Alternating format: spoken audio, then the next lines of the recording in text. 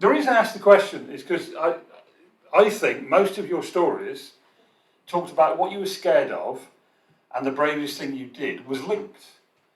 You know, I have a feeling Ondi probably said she's scared of spiders, and talked about having a tarantula on her hand. That's right. Not that you're predictable, but I know those two things go together because I was there. And I don't know what story Terry was telling, but you all looked terrified at one point, so we'll talk about that later. But it's amazing how many times what you're most scared of is what you need to be most brave about. Has anybody been watching I'm a Celebrity, Get Me Out of Here? I hate that programme. But we started watching it this year because the kids wanted to watch it. And because I wanted to put Nigel Farage through as much pain as possible. But that's another story. But we started watching it, and I wouldn't have lasted the first 10 minutes. I mean, they jumped, some of them jumped out of a plane, some of them have had to eat things and touch things, and everything about it horrifies me. But when you look at the people doing it, some of those who are most frightened become some of those who are the most brave, because they take on a challenge they don't think they can do. And I've actually enjoyed watching those personalities kind of, some of them are clearly there for a different agenda, but actually some of them are going, I don't think I can do this. I'm a known face-ish, but actually I'm going to try, I'm going to be brave, I'm going to do it because I'm not doing it for me, I'm doing it for everybody else, because obviously I have to do these challenges in order to get, they win stars, and the stars get them food. The food is for everybody else. And it's really interesting to see some of those who maybe are the bigger personalities, who appear not scared of anything, fail. But those who are the most scared, who have to put their faith in their own ability and in some of them in a bigger power, pluck up the courage and are braver. And I think it's really interesting. And this kind of made me think of the story of Gideon, because, I mean, you may have picked up from that, but Gideon came from a tribe that was considered the weakest tribe. The least powerful, nobody was scared of his tribe.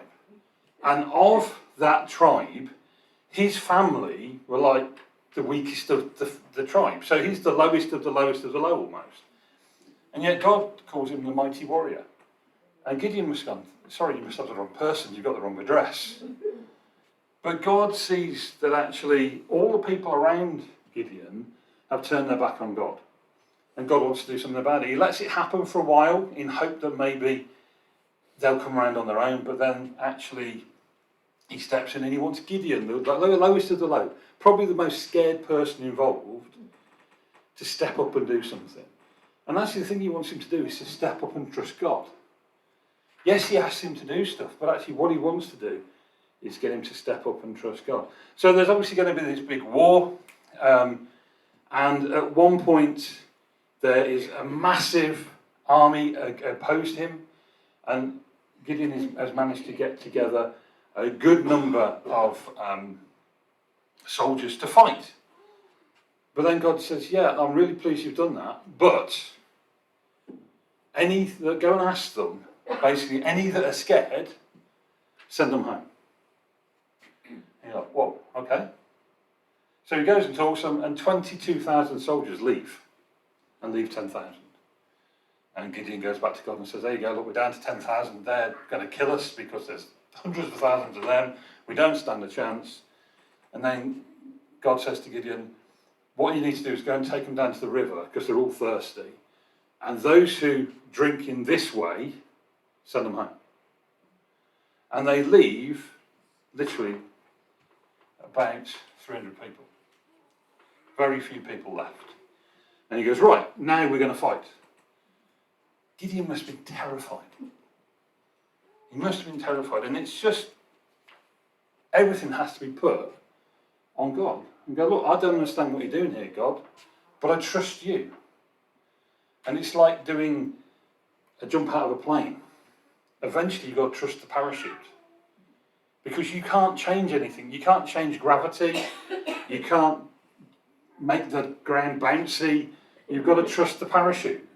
And Gideon had to trust God. And that's what we're called to do. The Israelites did evil in the eyes of God, and Gideon is the one that's going to turn things around. And Not with swords or any sort of weapon, but with trumpets and flags and all sorts of stuff. They make enough noise and enough fuss surrounding the army to terrify them. And actually they did win the battle, and enough people, even those left, were so scared of what must be going on outside that they all ran away. And so without actually having to kill somebody or fight somebody directly, Gideon's army won the battle.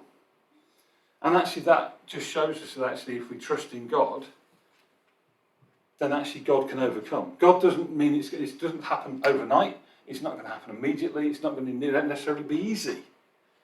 But actually sometimes God says, trust in me. And sometimes he does make it harder to trust him than we really want to. We want it to be easy. We want God to say to us, look, do this, everything will be fine.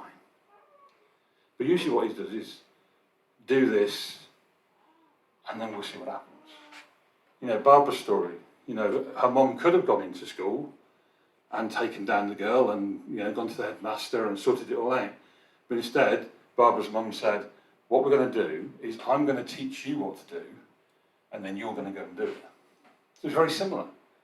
And so God tests our faith. Do we have enough faith in him to face the difficult times?